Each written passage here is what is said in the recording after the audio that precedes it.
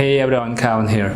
Almost everyone has some good habits and some bad habits. Good habits are the ones that would benefit you in the long term, such as daily exercise, eating vegetables, meditation, etc. Bad habits are the ones that would harm you in the long term, such as drinking too much alcohol, smoking, playing too much video games, although they might make you feel satisfied in the short term. Of course, we all want to maintain and develop the beneficial ones while minimizing the harmful ones. A lot of us, I'm sure, have struggled to do that. And it's not only important for our personal development, but also important for our professional growth. Psychology studies have found that deliberate behavioral design can help us move towards our goal of building good habits and getting rid of bad ones. Behavioral design is a study concerned with how design can shape and influence human behavior. In other words, our surroundings, such as home settings, influence our daily decision-making processes, which happens about 10 to 20,000 times a day without we consciously knowing. Therefore, influence our behaviors. By deliberately design our surroundings, we can alter our behaviors in the way we want. For example, every Tuesday I buy groceries because I can get 10% discount only on Tuesdays. Knowing that I can't buy groceries until next Tuesday, I buy many things, including a few apples. By default, I leave them behind our refrigerator. Then I start eating the nearest one first. As I reach the apples, which are in the back of the refrigerator, a few days later, they are no longer fresh. Some aren't even eatable, so I throw them away. What a waste of money and food. Realizing that, I bought a large bowl and put my apples into the bowl and leave them on the center island of my kitchen. Soon I found myself eating apples almost every day. This is a good example of behavioral design. Another example is that Warren Buffett once said that if he had worked in the Wall Street, he would have been much poorer than he is now. He said that that's because his environment kept nudging him to trade more frequently than he had in Omaha, Nebraska, where most people work on farming and other things, not on trading stocks. He knew that his environment has much longer lasting effect on his behaviors than his sheer will and intelligence. That's a smart choice he made and eventually contributed to his wealth. The same thing applies to us, rest of us. If you are living in a downtown neighborhood surrounded by bubble tea shops, you're likely going to spend more money on bubble tea and put on more weight than you would if you are living in a small town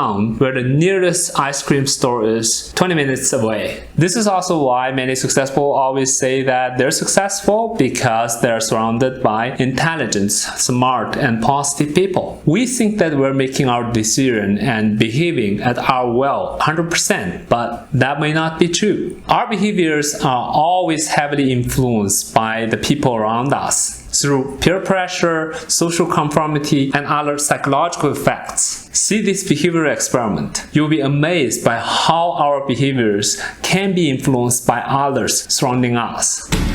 To answer that question, we set up a hidden camera experiment to see if this woman would stand up at the sound of this tone, simply because everyone else is.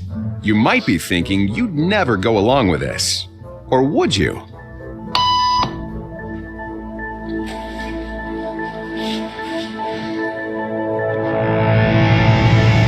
After just 3 beeps, and without knowing why she's doing it, this woman is now conforming perfectly to the group.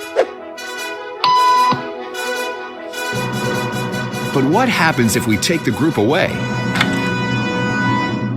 Elaine, please.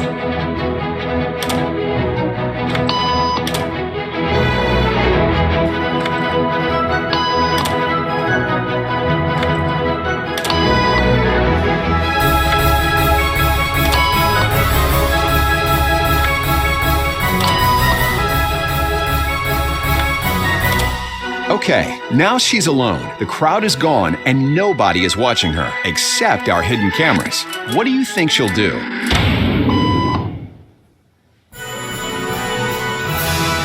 She's now conforming to the rules of the group without them even being there. Now, watch what happens when we introduce another outsider who doesn't know the rules.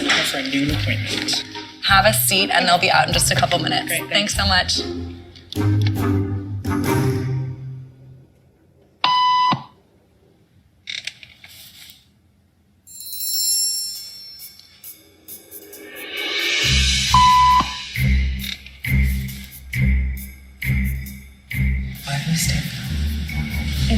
was doing, so I thought I was supposed to.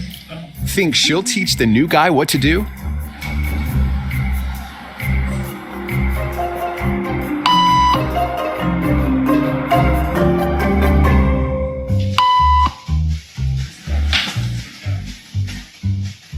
We kept the cameras rolling as more unsuspecting patients arrived.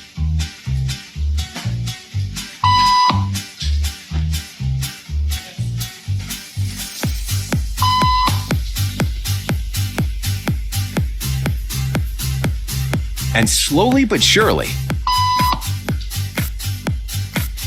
what began as a random rule for this woman has now become the social norm for everyone in this waiting room. Here to explain what's going on in their brains is Jonah Berger of the University of Pennsylvania. This sort of internalized form of herd behavior is part of what we call social learning. Starting at a very early age, when we see members of our group perform a task, our brains literally reward us for following in their footsteps. When I saw everybody stand up, I felt like I needed to join them. Otherwise, I'm excluded. Once I decided to go with it, then I felt much more comfortable. Conformity is how we become socialized, but it can also cause us to develop bad habits or repeat past wrongs. And it's why even this rebel, who wasn't standing for any of this nonsense, eventually joined the ranks. And the only thing more shocking than seeing how easily conformity affects the way you act is that similar forces are subconsciously shaping the way you think. You see, your action can be altered by others by changing your environments. You probably have noticed that I said minimize bad habits. I didn't say eliminate them. That's because it's very hard to eliminate a habit, whether it's good or bad. That's because they're built in our brain circuits as we grow old. And a small external cue can trigger them. Of course, they have different cues. That's why I said minimizing the bad habits. Design for Behavioral Change, Design Psychology, conducted by Donald Norman in 1980s. In his book called Psychology of Everyday Things, he talked about concepts that later become guiding principles for user experience design and intuitive use of artifacts. Behavioral design can be used not only for individuals but also for a group of people, even a society. For example, carbon tax is a good example of governments trying to change behaviors of large populations to decrease carbon emissions. Behavioral design is a very effective way of changing behaviors. It probably is more effective and less demanding than you directly trying to change your behaviors in order to achieve your goals. If we design our surroundings well and smart, we can be safer, healthier, happier, more productive, and wealthier. If you want to learn more about behavioral design and habits, you can read the book called Atomic Habit. It's a wonderful book. And that's it for today. Thanks for watching. Please don't forget to click the like button below and smash the subscribe button if you haven't. Thank you very much. I'll see you next time, as always.